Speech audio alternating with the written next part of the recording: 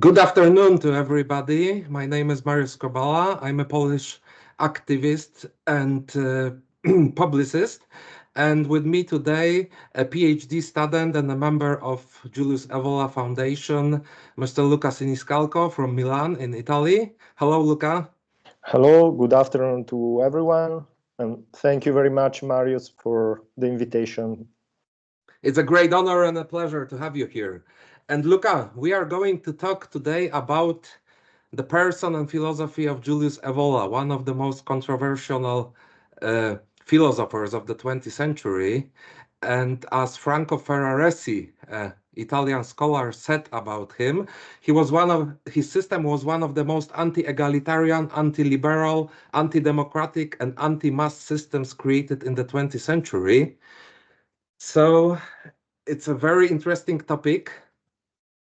And to say a little bit about his biography, Evola was born in 1898, so the end of the 19th century, in Rome. He served as a military officer during the First World War. From what I know later, he became interested in arts and became a Dadaist painter, but he quit the arts and got interested in philosophy. So can you add something about his biography? Yeah, the Evola's biography is incredibly rich and huge. It's really an adventurous life where the intellectual production, although oriented to eternal and suprasensible values and principles, was always in dialogue and in contrast with his time.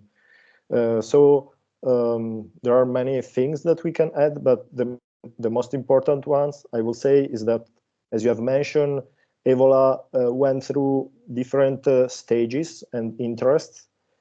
So the artistic phase, in which he has perceived the artistic field as a kind of existential rebellion against the bourgeois and democratic society, an idea of avant-garde deeply influenced by Nietzsche philosophy.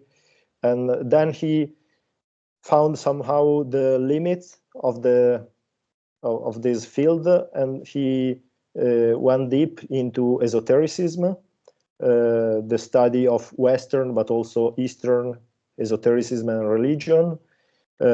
He has established, together with Regini, the famous group of Ur, which had a public side based on a journal, but also a practical internal dimension of magic practices.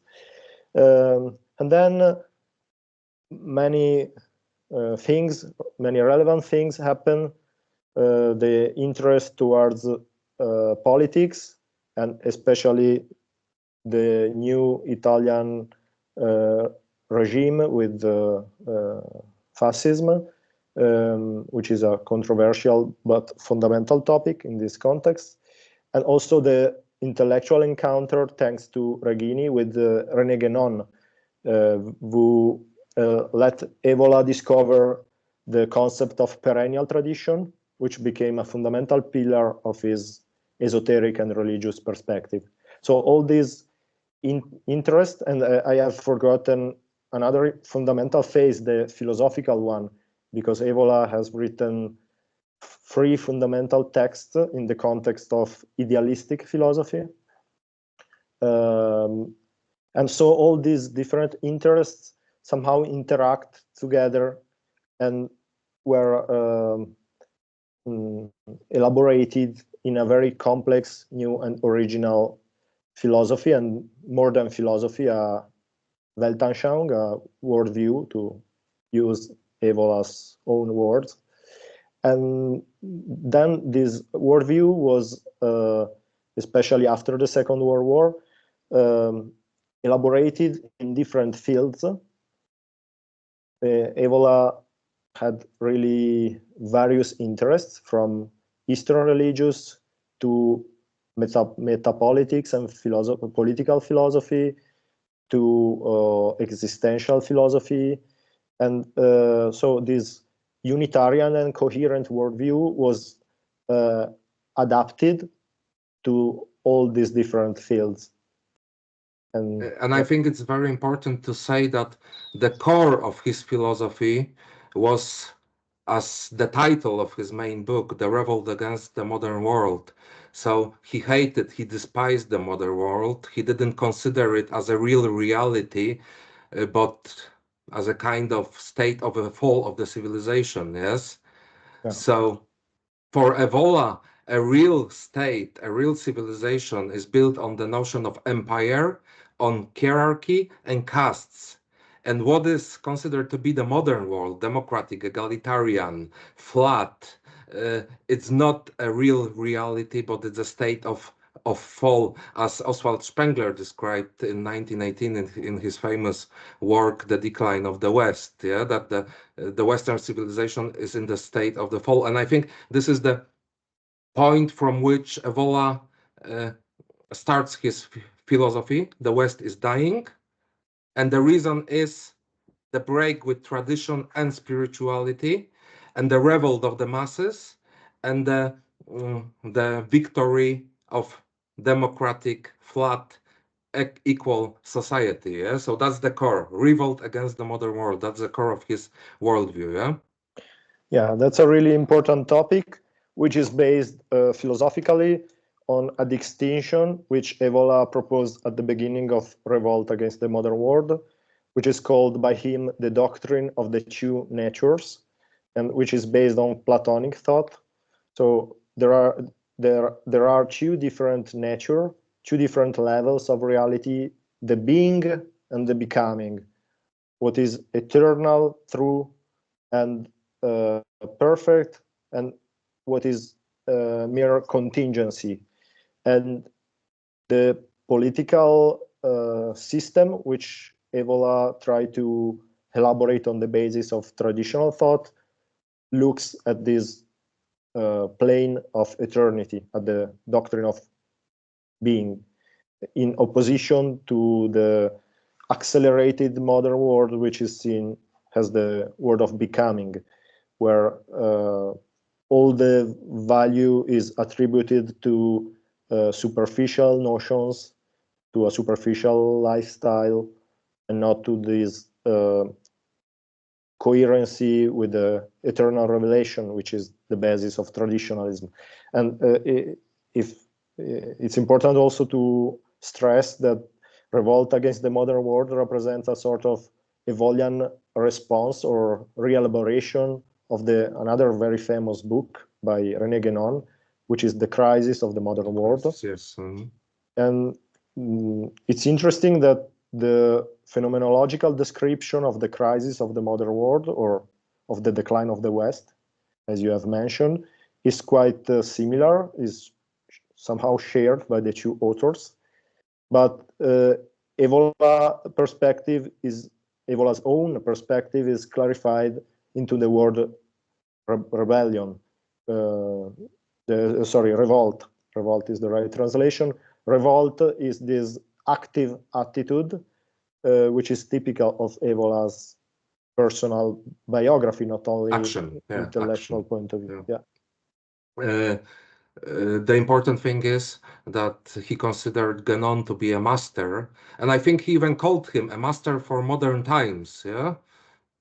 Yeah. We can go through some of the books of Evola. I consider this title, Pagan Imperialism, published at the end of 1920s, I think 1927 or 1928, to be his first major book in the subject of politics. And it presents the notion that I was talking about before, that only empire is the real state. But when Evola is writing about the notion of empire, he means something like the Roman Empire, the ancient Roman Empire, or at least the Holy Roman Empire and the Hohenstaufen dynasty. This is very important for him. He considered them to be the realization of this idea.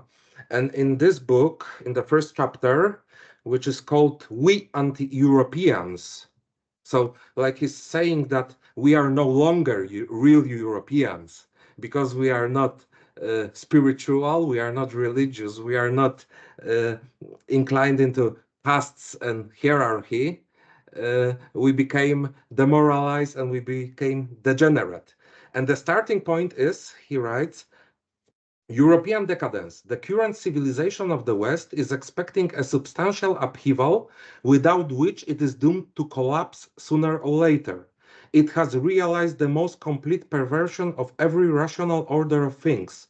There is no longer breadth, nor liberty, nor light in the realm of matter, of gold, of the machine, of number. The West has lost the meaning of command and obedience. It has lost the meaning of action and contemplation. It has lost the meaning of hierarchy, of spiritual power, of man gods. May I comment? Yeah, of course. Thank you. This text is really interesting, and it has also a sort of complicated story. I don't want to steal too much time on that, but I can just mention the important researches which my friend Andrea Scarabelli has made in his recent biography. Maybe we'll speak a bit about it later. Reconstructing also the genesis of this text, which was deeply influenced by the thought of Regini, who is an Italian esotericist who collaborated for several years with Evola before they went to fight for various reasons and they split the collaboration. From Regini, Evola inherited this idea of the importance of the pagan Mediterranean tradition, which is this spiritual tradition, very old, which is part of the Italian tradition, and which is based on this spiritual attitude, very vital, authentic, and oriented in this Greek form of spirituality. And then he united this topic, this issue, with the political instance that you have underlined, seeing the decadence of Europe and the necessity to rethink the West civilization through different perspectives. And this book had also a big success in the German translation, but in this translation, Evola changed a bit the spiritual focus, because he also started to be fascinated by the Nordic spirituality. And so this Mediterranean character of the original Italian imperial paganism was somehow became somehow more inclusive, but in a traditional sense, regarding the Central North European tradition. And it's very important, the idea of the empire, which was discovered by Evola through this study, and then it became and it remained one of the fundamental idea of Evola's philosophy, also until his death. And it's also very important in texts such as Revolt Against the Modern World or The Man and the Ruins. Yeah. And it's important to underline for people who maybe don't know Evola that his idea of empire is completely different from the modern contemporary empires. The principle on which an empire is based on for Evola is a spiritual one, and it's a hierarchical one. The empire for Evola is the only political construction which is able to maintain a dynamic and fruitful relation between the unity of the principle and the plurality of the manifestations. Because an empire from a political point of view means a strong unitarian principle, but then a lot of freedom for the different necessities, so for the different political and human communities, for the different traditions. So it's not a the idea of the empire of globalization, Yeah. but which is a flat idea of empire where everything is the same. Alain de Benoit, the French philosopher, has written important reflections about the principle of the same. I don't know if it's really the most suitable English translation. In Italian is il medesimo, the same, which is the main characteristic of the globalization, to destroy all the differences. Instead, the empire gives to everyone what belongs to him. So it's a hierarchical structure, which is then, and then I conclude, the political external representation of an inner principle, because the empire is a political principle, but there is also an inner empire, which is the achievement of a spiritual and ascetic path, when someone is able to be sovereign of himself, to control himself. I think that we need to add that the modern pseudo empires that are not real empires, like European Union or USSR before it, or the thing that the globalists want to create, those are totalitarian in essence creations, administrative, bureaucratic, which goes into every part of human life. And Evola is talking about something completely different.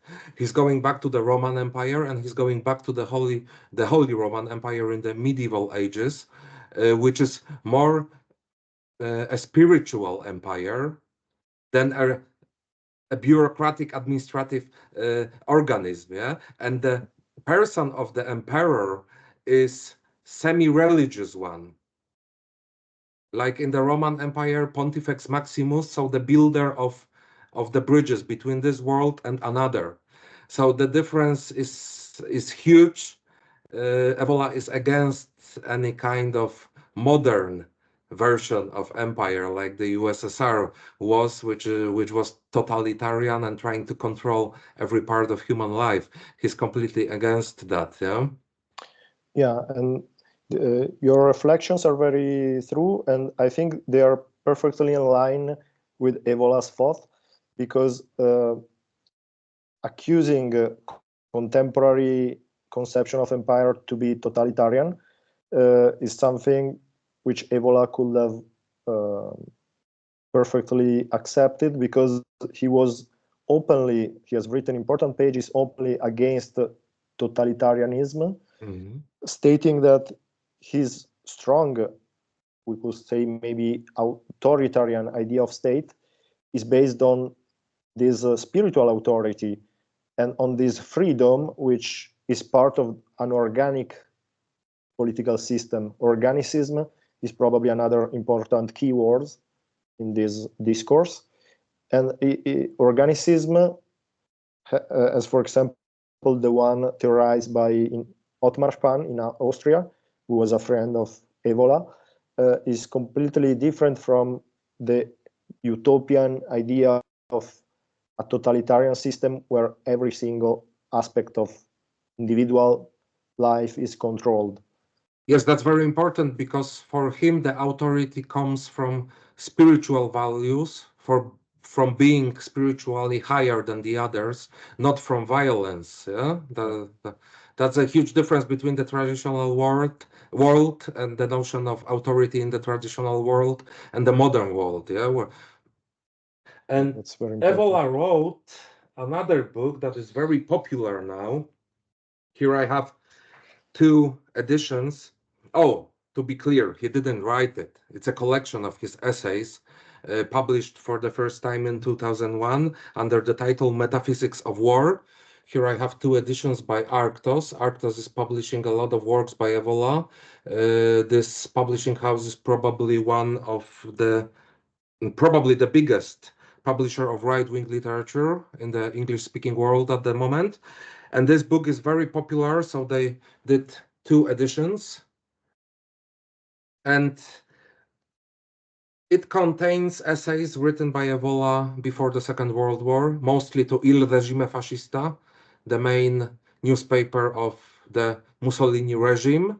And the main subject is the war as a path towards spiritual enlightenment. Yeah? So a war seen as a positive thing, which is something very controversial for modern people, yeah, to see a war as a positive thing. But Evola writes here also about Islam and the notion of jihad, so holy war. He says that this notion existed also in the Christianity in the Middle Ages, the holy war, the Crusades, and looking at the modern world, it probably survived only in the Islamic tradition because it's gone from the West. And what Evola was trying to do, to at least some extent, is to revive this traditional notion of the war, yeah, as a path to spiritual enlightenment. Can you say something more about these books? Yeah, I would like to mention the importance, which maybe especially outside Italy is not so well known, of Il Regime Fascista inside Evola's production, because it was one of the most important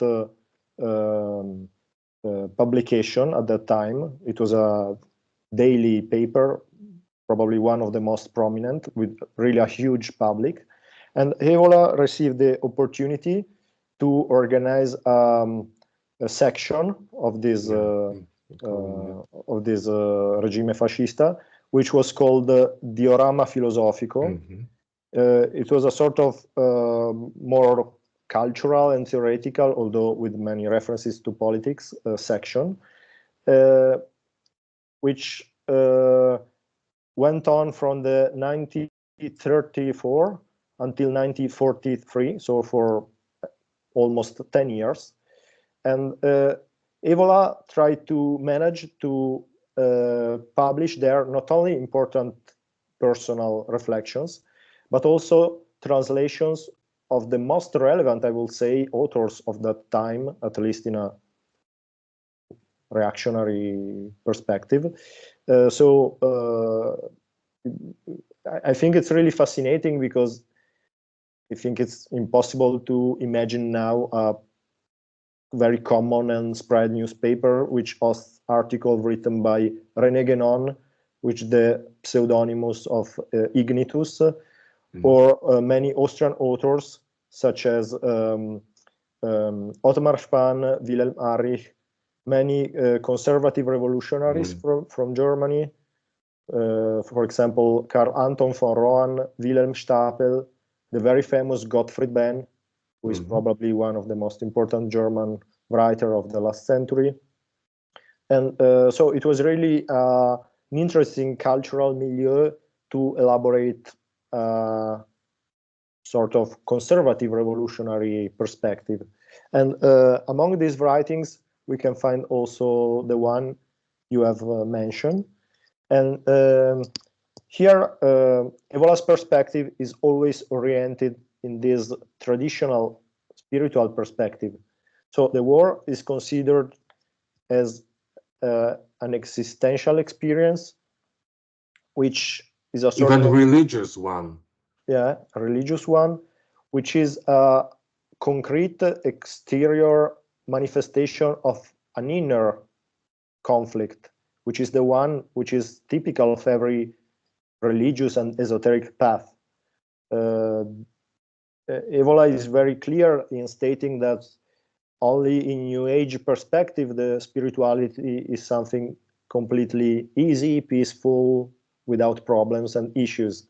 The real spiritual path are based on sacrifice, on strong conflicts.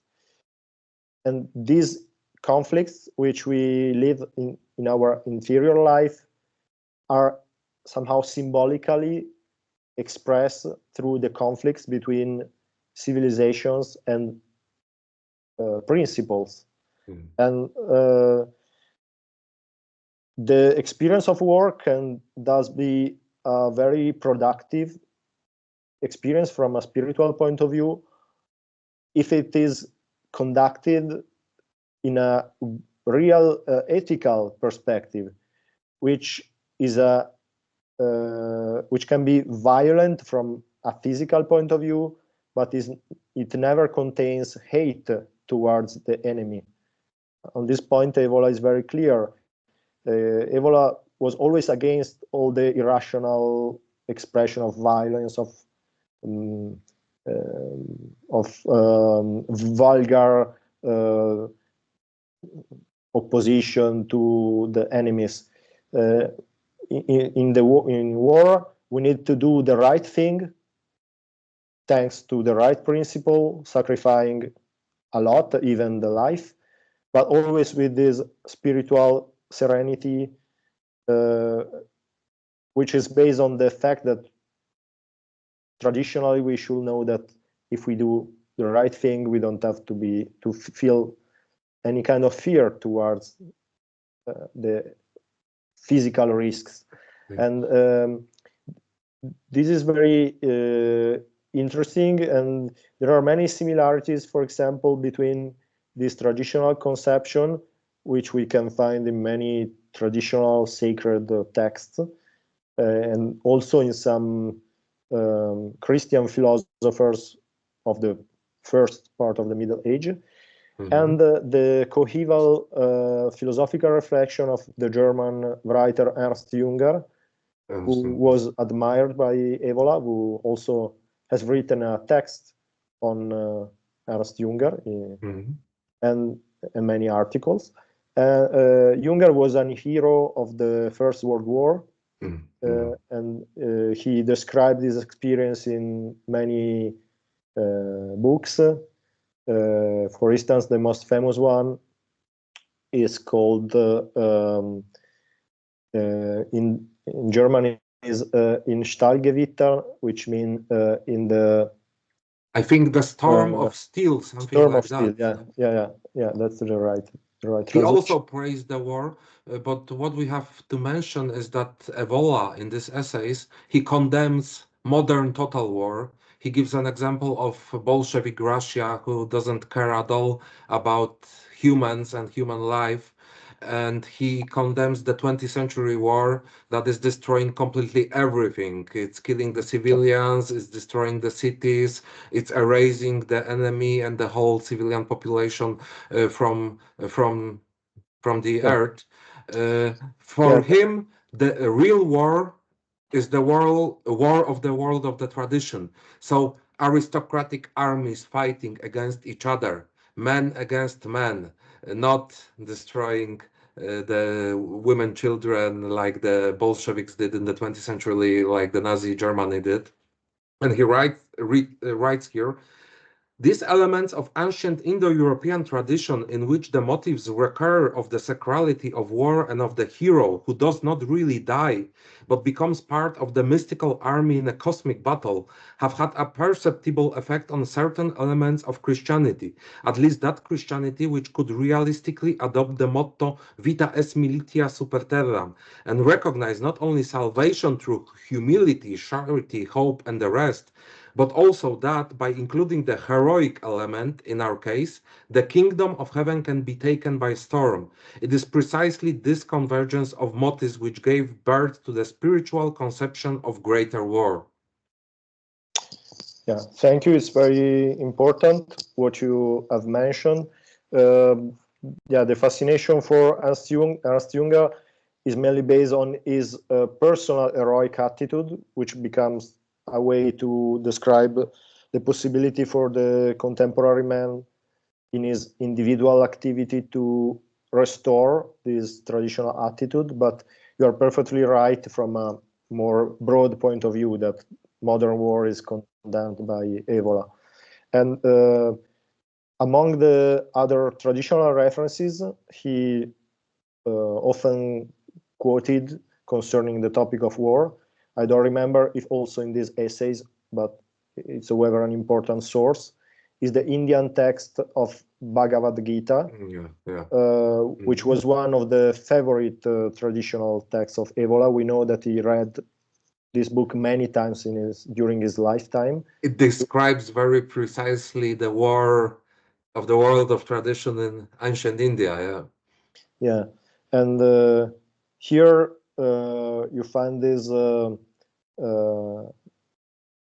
speech based on the warrior duty, and on the necessity to be an hero on the battlefield, but always respecting the others, also the enemies, because you need to fight just because it's right and without putting too much emotional effort in it, because finally, this is especially the Indian perspective, all the contingent world is samsara or maya, so it's becoming, and so basically the real world is the only one we can conquer through the spiritual path. So and like always, he goes back here to the notion of the empire. For only the empire as a superior order in which a pax triumphalis is in force, almost as the earthly reflection of the sovereignty of the supra world, is adapted to forces in the field of spirit which reflect the great and free energies of nature and are able to manifest the character of purity, power, irresistibility, and transcendence over all pathos, passion, and human limitation. And we go now to his most famous achievement, his famous traditionalist trilogy, which starts with the revolt against the modern world. And one will not find in it what he probably could be looking for, because this is not a political text. This is not a call to action or some kind of violent revolution against the modern world. In fact, this is a comparative study between the world of tradition and ancient empires and the world of modernity. And once more, the ancient world, the world of tradition, is something pure based on spiritual values, and modern world, starting with French Revolution, with materialism, Marxism, equality, it's a world in decline, a world metaphysically impure, let's say. Later, we have The Man Among the Ruins, and the title in the English edition is Post-War Reflections of a Radical Traditionalist, but I don't know if in Italian the original subtitle is also like this. no, it's just there is just the title. I Yeah, think I it's a thought sort so of that this is yeah. made up by the English publisher. And the last one, Ride the Tiger, in my opinion, there's a change in attitude in Evola in this book. After many years, he comes to a conclusion that any kind of revolution against the modern world is impossible because the dark forces took over completely the civilization. And the title of this book comes from a Buddhist, as far as I know, maybe you will clarify that. It comes from a Buddhist text that tells us that in order to survive a fight with the tiger, we need to jump on his back and try to ride him so he will be unable to eat us. And he gives this comparison, this myth in comparison to the modern world. We should find a way to survive and not be eaten by the modern world, to keep this torch, this flame of tradition to survive for centuries. Can you tell us something about this trilogy? I really appreciated your introduction because you managed to give a consistent and clear explanation of the main topics of these really huge books, which really will need hours and hours of discussion to be really properly analyzed. But maybe I will just like to focus now on the most prominent element of continuity among them, which, in my opinion, is this idea of elaborate a inner revolt against the modern world, which can acquire different concrete actualizations, but which has always the same aim, the same objective, which is the inner freedom and the opposition towards this modern world. You have correctly noticed that the Evola's perspective somehow changed, but we always have to know that this progression or this change was not so much, I will say, a theoretical one, but it depended on the context and on this active idea of Evola that the process of thinking should be coherent with the time. So we have eternal values and principles, but these principles need to be concretely realized and sweet in history. So if the world change, if the concrete condition change, we cannot remain the same. This is somehow the difference in Evola thought between a sort of passive conservatism and what he supported, this conservative revolutionary or traditionalist attitude.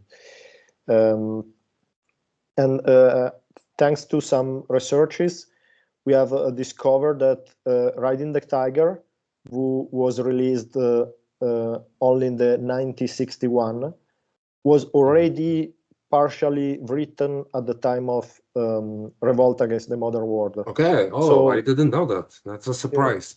Yeah. So then Evola managed to work on this book more, and then there were some editorial issues, and so the final version was released only in that date. But he already knew the title, and he already had this idea, and so we can also, thanks to what Evola has written, we can think that these two books are more two different ways. One is not the true and the other is not the false, but there are two different ways which can be chosen regarding the concrete political situation and the inner attitude, because there are men whoever feel more this political attitude, the necessity to have a public fight, to also for generous altruistic reason to fight for their community. And Evola always respected this kind of people, also when he was more suggesting like to have a more individual path of research, but he was never against people sincerely involved in politics thanks to good value. At least it's a way of testify the principle of traditions. But then there are people who has not this attitude, who prefer to search for individual path, or because of specific political situation realize that their activity cannot change anything, or even can have negative effects. Sometimes also good principle can become bad reality if we don't have the right strategies. And for these kind of people, here we have Ride the Tiger, which was called by the Professor Stefano Zecchi, who has written the introduction to the Italian version, a sort of Stoic breviarium, a Stoic essay. Yeah. So an essay in direction to the ancient Stoicism, because Evola refers in the text also to this image, which is taken from Greek and especially Roman Stoicism, the necessity to become emperor or sovereign of ourselves. He used the Greek word hegemonikon, which means precisely that. So when someone can really be the principle of himself, he will always find also in a world without tradition somehow his own inner tradition. And of course, this is a quite complex topic because it involves also the relation between man and religion. In Revolt Against the Modern World, although we don't have specific directions, but Evola seems more to stress the importance of the religious traditional community. Ride the Tiger is more open to somehow free individual path, and because of that, some people, some scholars, have written that Evola's Ride the Tiger is somehow a sort of re-elaboration of the more young position. Also the presence, the role of Nietzsche, for example, was somehow neglected during the traditional period. In Ride the Tiger appears again as a interesting figure, although Evola criticized a lot Nietzsche, so it's not like a complete acceptance of his thought. But we have, for example, this concept, which is not really famous, but I think is really important, of the Apollinian Dionysianism or Dionysian Apollonism, which is a spiritual proposal using Nietzschean expression to reunite these two opposite principles. Evola states that right traditional spiritual attitude in a world where traditions are destroyed is based on the research for this spiritual unity where the two principles are together. And yeah, so we gave an introduction to Evola's life and his philosophy because this year we have the 50th anniversary of his death. He died in 1974. And you are a member of Julius Evola Foundation that was founded by Gianfranco de Turris, an Italian journalist and Evola scholar. Here I have his book in English about Julius Evola. The subtitle is The Philosopher and Magician in War, 1943-1945. We can see here Gianfranco sitting with Evola, as it says, author Gianfranco de Turris interviewing Julius Evola at his residence, 1971. Can you tell us a little bit about the history of the foundation of Julius Evola? How did Gianfranco met Julius Evola? What was the beginning? From what I know, I've heard that he was sent to him for the first time by Corriere della Sera, one of the most important Italian newspapers, to make an interview, but I don't know if that's true. Can you tell us the beginnings of the foundation? Yeah, of course. Just two small notes. Gianfranco de Turris was involved with the foundation from the beginning, but he was not the first president, as I will explain. But however, he was always involved with it. And the foundation was really founded by Evola himself, because in May 1974, so shortly before his death, he personally dictated the statutes of the foundation, consigning to his legacy both his ideal, but also his material. And with material, I mean the copyrights of his works, of his books, and also of his pictorial production. And I write you a short excerpt from the statute, which I've roughly tried to translate in order just to explain which are the main purposes of the foundation.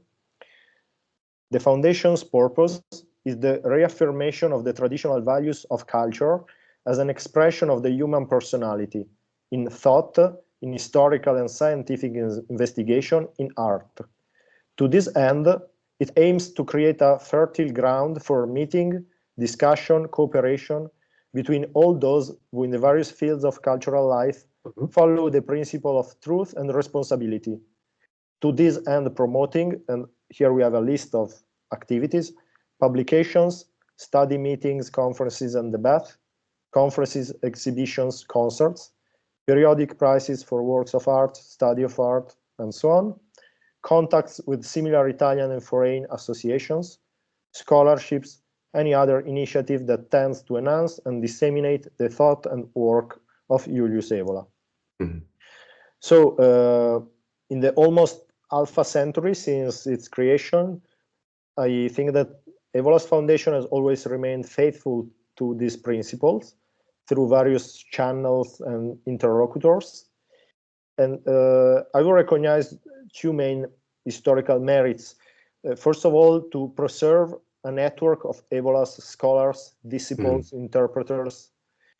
Who, especially at the beginning in the 70s, 80s, were completely neglected in cultural and academic context. Now the situation is changing a lot since 10, 15 years, I would say. Yes, that's a fact. Many scholars are studying Evola also from different political perspective, and in general, of course, he's not a mainstream author. He is still, his figure is still deeply criticized also. Yet, he's not yet. We'll change that, okay? Yeah, we are working on that. And the second big merit was the reprinting of all the books of the philosopher in a specific series for the publishing house Edizioni Mediterranee. And this giant work was one of the most important, prominent cultural activity of Gianfranco de Turris, who has been the main editor of all the Opera Omnia, or in German, Gesamtausgabe of Evola. In Italian, yes, in Italian. Yeah. And the first president of the Evola Foundation was this Italian writer and poet, the name is Giuseppe Spadaro. Then it came Paolo Andriani, who was a lawyer and a traditionalist. And then Gianfranco de Turris, who is currently the president of Evola's foundation. De Turris met Evola according to his memories, which he personally told me, but you can find also in many interviews in Italian, unfortunately. He met thanks to Adriano Romualdi, who also was an important Evola scholar. Unfortunately, he died very young. And Romualdi was in touch with Evola, was probably the most relevant disciple of Evola in that period. And Gianfranco was a very young journalist, and he was on a conservative position. And probably after 1968,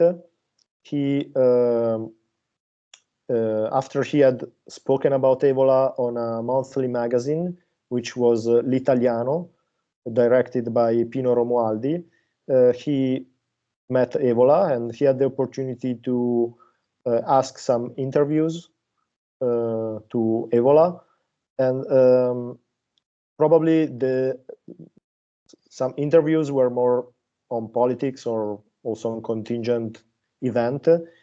Probably the most important interviews he delivered happened in December 1973, when he visited Evola with a colleague of the Turris, Sebastiano Fusco, who is another Italian traditionalist expert in esotericism and the literature, and a very good friend of Gianfranco, still now. And they recorded a long conversation that was posthumously published in the book Testimonianze su Evola, which is a book published in 1985, which contains many different memories from important stories about Evola, authors and scholars. And so they had somehow a strong relation. Evola somehow was very open to him. And a funny fact is that in 1970, Gianfranco de Turris organized also an interview. It was a sort of joke, but also a provocative action on the journal Playman, which is a sort of Italian version of Playboy. It was directed by a very cultivated man, Enrico de Boccard.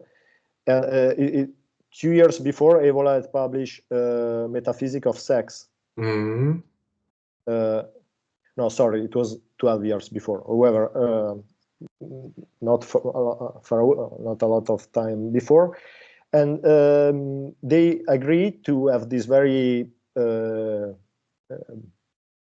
interesting interview, very dense and with traditional contents, but in this very mainstream and a bit erotic context. And it's also a sign of Evola openness. He really wanted to share his ideas without in every context. And de Turris has then written in many interviews his memories about the character of Evola. He found him very fascinating, very charismatic, of course, but at the same time, he also described him not as a cold guru, but as a friendly person, somehow able to change his attitude also in relation to the people who he had in front of him. So he had a very good psychological attitude in relating with mankind. And this can also explain the fact that there are different memories about him. Some of them seem a bit contrasting, because other people described him more as a sort of very magnetic, but somehow cold and distant, freezing, authoritative man.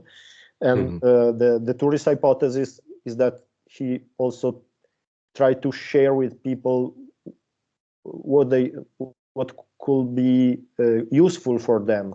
So people searching for a guru found Evola guru. People searching for a more smart intellectual found a smart intellectual, because he always had this attitude, as we have seen in the philosophical production, to concrete interview in reality. So it's not a relativistic attitude, but is the traditional idea that, you know, the principle need then to find different concrete manifestations. So and this is also part of the fascination of these giant intellectual figures. Maybe if I can add something about Evola's foundation, I would like to say more about what's going on now, at least in the recent years.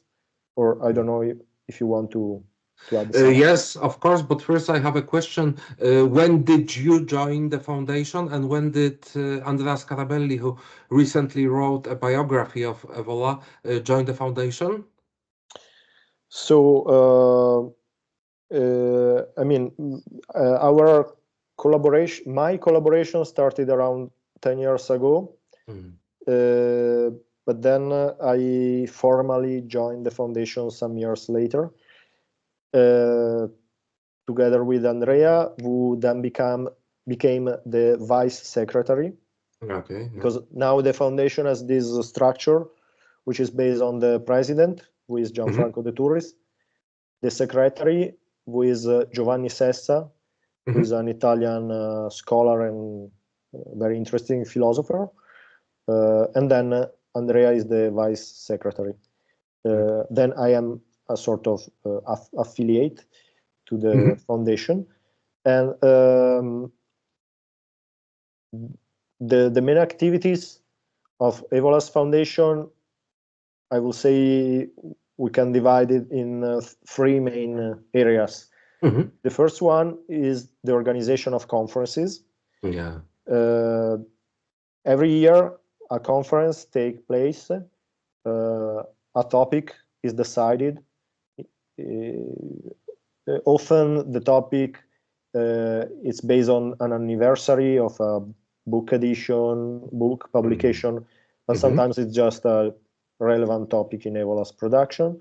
Traditionally, the conference takes place in Rome, but since some years, especially thanks to the formation of a sort of much more interest also in the north, and through the action of Andrea Scarabelli, my collaboration, and also other people from Milan, we are organizing also a conference in Milan. So usually we share the topic, and in the same day, a conference takes place in Milan and another in Rome. Yeah, in Rome. And then we collect the papers, which are usually published in our yearly journal, which is called Studi Evogliani. Studi Evogliani. And here we come to the second area of activities, which is based on the publications. One of the most relevant is Studi Evogliani. The first one went out in 1998, so it's around 25 years of activities, and that means that around 25 books. Studi Evogliani usually contains the papers of the conferences, and then other materials. That means book reviews, articles, which can deepen Evola's thought, but also traditional topics, religious topics, discussions. And we also publish there some unpublished material which were discovered, so Evola's letters, Evola's documents, pictures, and so on. So very precious. Yeah. And then we have the editorial activity concerning the original books of Evola for Mediterranean. This was the lifelong activity of Gianfranco de Turris, but the last publications have been supported also by other people, because he is trying to involve younger scholars. And then we have 3 other book series. Biblioteca Evoliana, which means Evola's library, and the Quaderni, which are roughly translation is notebooks, which are a text published still by Evola Foundation with different publishing houses, which contains a collection of articles or letters. So because for Mediterranean publish only the monography, the original big books, but Evola, as you know, have written so much, and it's so interesting also to go through his articles and also the letters he has written to many important figures of the last century. So, for example, we have published the letters to the historian of religion Mircea Eliade, the letter to the philosopher Croce and Gentile, who were the most important philosophers in Italy in the last century, and so on. And then there is this other book series, Piccola Biblioteca della Tradizione, which means small library of tradition, which contains other texts not by Evola, but somehow connected, useful to understand Evola, or authors which Evola have quoted and then later were translated, or other kind of materials. So here, for example, the books by Walter Heinrich on the traditional method was published. So a lot of activities. These are just the activities promoted by Fondazione Evola. Then, of course, the scholars collaborating with it are free to make their personal researches, of other publication. And finally, the last area of interest, which grew up a lot in the last years, is based on his artistic work, because it was established a scientific committee, a scientific board, in order to study the artistic production of Evola. Gianfranco de Turris and Guido Andrea Pautasso, who is another scholar, especially focused on avant-garde, are part of this board, together with three very important professors of history of art. Were not, I will say that Gianfranco and Guido represent the Evolian point of view. The other are more technical expert of history of art, who are working to realize an archive with all the paintings produced by Evola. So they offer also evaluation, because now many false paintings are going on. The paintings of Evola are acquiring very high prices. So they it happens with the important artists. They represent the official scientific support. So everyone who has a painting can check if it's true, if it's an original one with them. They are also realizing some research projects, and they are promoting also art exhibitions. And in 2 years ago, in 2022, we had this giant art exhibition with, I think, around 70. I don't want to say something false, but around 60 or 70 paintings by Evola. It was the biggest one ever. At Marte, which is a museum in Trento and Rovereto. It is probably the most important museum for contemporary art in Italy. Modern art, yeah.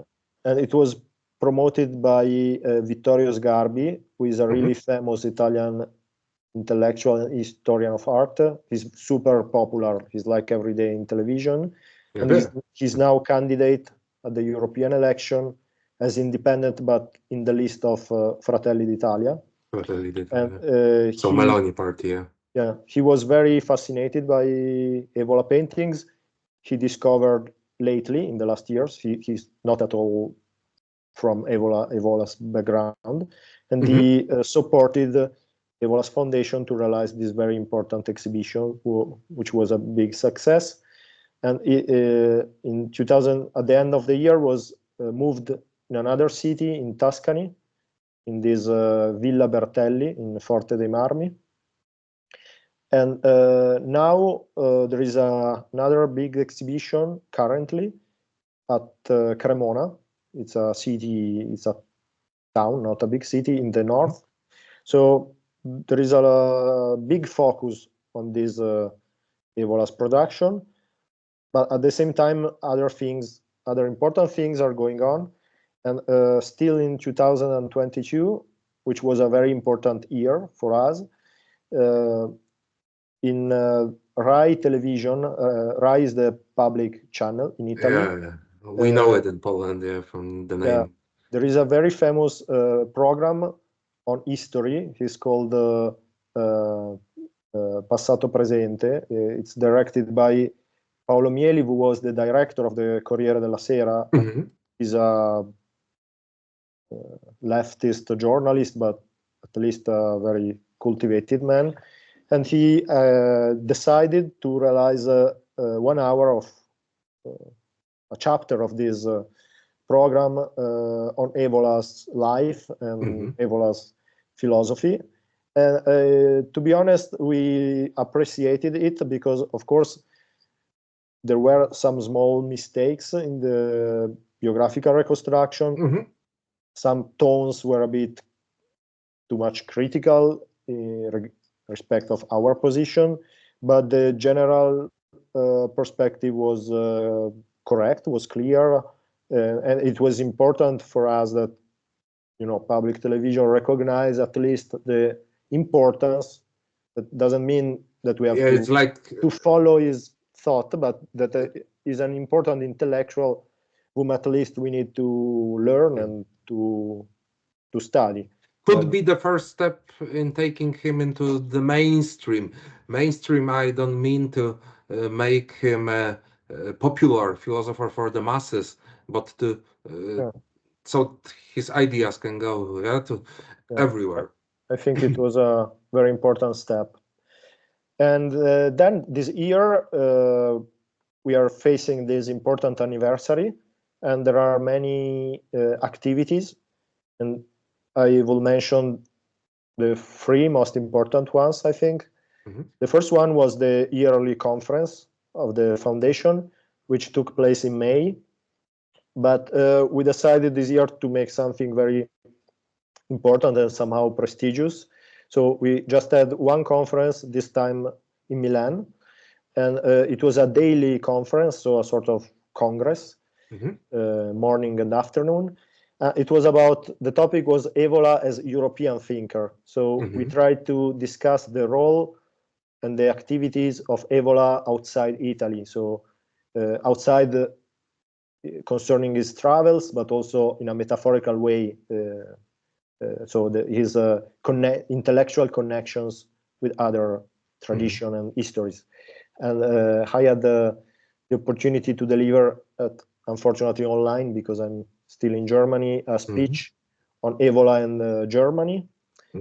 All the most important areas were touched. And Alain de Benoit, the important French philosopher, gave us a video, online speech on Evola in French. And then we have Evola in Romania, Evola as thinker of Europe, and Evola as European avant-garde artist. So many different facets. And then two big book production, to book release. The first one I can show you. Yes, I was waiting for it. It's the first relevant biography of Evola. It was published by Andrea Scarabelli, the vice secretary of Evola's foundation, this year with Bietti Edizioni. It is called An Adventurous Life of Julius Evola, a biography. This is the subtitle. And it's a very huge book, as you can see, more than 700 pages, and it's based on a very huge archive research which Andrea made.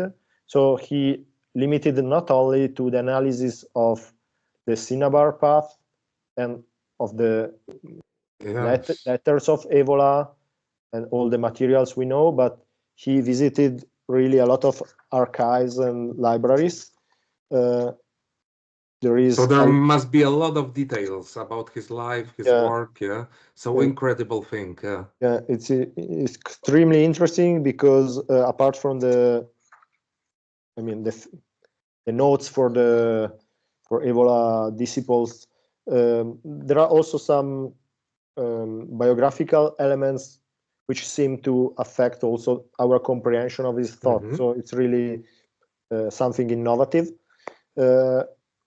where I will say emerge an Evola, just to synthesize, more a European thinker than we thought, with really important philosophical and political connections in other countries, especially in Germany, Austria. And Evola, of course, strictly related to Guénon, as we know, but maybe the idea after reading this book is that we have too much, we have put too much emphasis on this relation, which of course is important, but in Evola, so many influences and readings play similar significant roles. Also, the relation with Regini, for example, is very well explained, and it appears as something more important than before. We discover that Evola had an apartment in Capri. Okay, never heard about that. Yeah, it was Andrea's discovery. And then there are many also pictures, and maybe I can show. Incredible. I'm sure it's an incredible book, and I hope one day it will be translated into English so that we can read it. Yeah, I show you just some small pictures if I can find it. because it's so huge that it's not really easy to find it.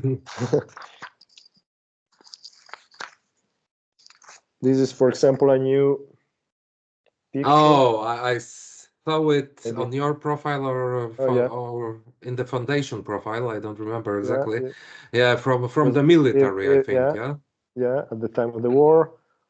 Or, for example, these are the reproduction of personal notes, which are part of the materials of the foundation. So we can see Oh, Evola's writings, oh, and also with these esoteric symbols. yeah, it looks great. Amazing. Yeah. And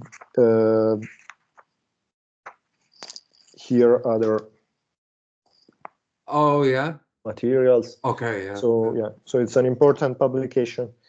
And Great, great, amazing. finally, still in this year, another book was released with the name Il Fuoco Segreto, Mhm. which we can translate Hidden Fire.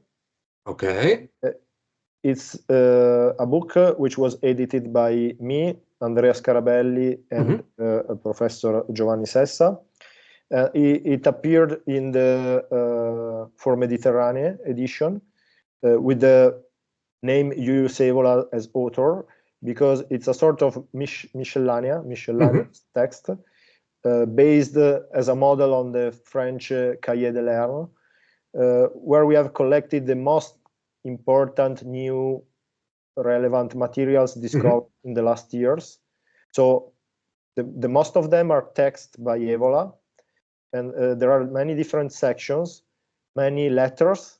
There are around 25 letters between Evola and Walter Heinrich, which are completely new and were translated in Italian.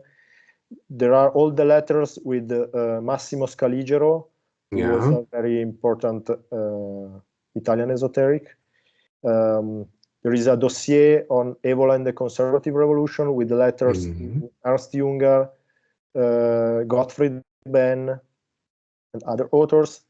Then there are some articles who were never published after the first edition during Evola's lifetime. We have some interesting documents. For example, it was discovered that Evola has written some pages for the Italian dictionary Treccani on esoteric concepts such as baptism and spiritual appearances. These voices were not published, but we have found Evola's text, so now you can read them. So all these kind of interesting materials. Another one was a short introduction to Evola, written by a Sicilian comrade when Evola was still alive. And this young man, a bit naive, has written to Evola, sending his paper. And Evola, interestingly, has corrected all the pages with his notes. We received this text with the original Evola's notes. And it's interesting because you can, looking at Evola's corrections, you can grasp which are the main theoretical points he was interested in.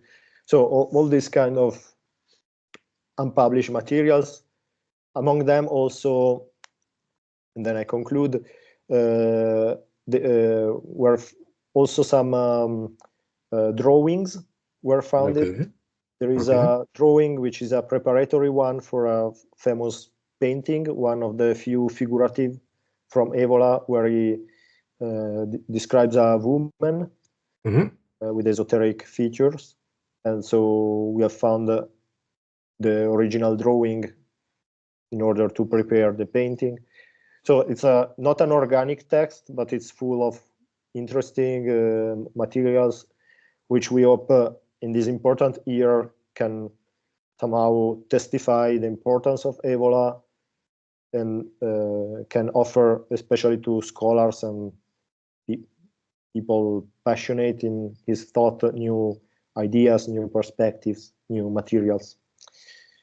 So with this, I think I have mentioned all the most important activities of Evola's foundation, what's going on. Yeah, it was a great description. We can see clearly the amount of work that has been done through the years. The full edition of Evola's works in Italian, now a lot of events, now Andreas' huge biography. So it's amazing. Luca, we gave a brief description of Evola, his life, his main works. For me personally, Evola is so very important because I consider his philosophy to be a gateway if we want to escape from the decline of the West, let's say, using that notion created by Oswald Spengler, because we can see around us that Western civilization, European civilization plus United States and few other countries is in a very bad shape. And what Evola was writing, what Oswald Spengler was writing, is realizing in front of our eyes. So I consider his philosophy to be a road of escape and survival, if we want to survive. Because Evola and few other philosophers like Augusto del Noce, like Spengler, they give a great description of what are the core roots of our decline. And if we want to survive, we have to head in that direction. So what's your opinion of that as the final words for our talk today? Yeah, I agree with you.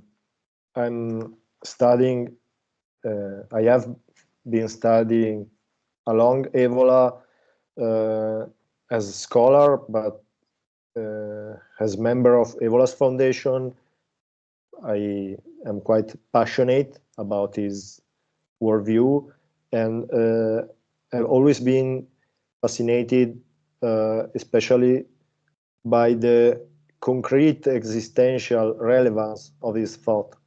It's not an abstract creation, but he's a thought where you can feel the history, the historical urgency of his time, which are from many point of views very similar to the historical urgency of our time.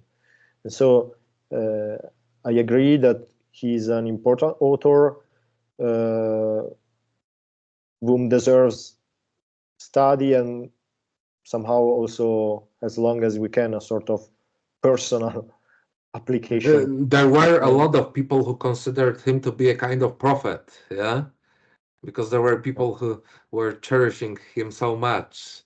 But yeah, I think he's very important if we want to change something and even survive in the wake of demographic catastrophe that it's here in Europe, we need to read and study Evola, yeah? Yeah, I absolutely agree. Also because he also gave very important and deep answers, but what is most important, I think, he gave the right questions. So, of course, times are changing, maybe, and this is what also Evola's Foundation is doing, not only, celebrating his work, but also eventually find new application, also proposing some modernizations, not in the theoretical sense, but some actualization of his thought, some integration, or also some criticism, but focusing on the value of the answers that he gave, on the questions that he gave, which are fundamental in order to focus on the real issues of our time, and not to lose time in very superficial or wrong directions. So I appreciate a lot you talking to me today. I appreciate a lot the huge work that you are doing for so many years, you and other people in the foundation of Julius Evola. And I wish you all the luck and different people, including me, in different places in the world, we are going to try to do whatever we can to spread the word about his philosophy and person. So thank you very much, Luca. Thank you very much for the very interesting discussion and for the invitation, and goodbye to all your public. Yeah, thank you very much.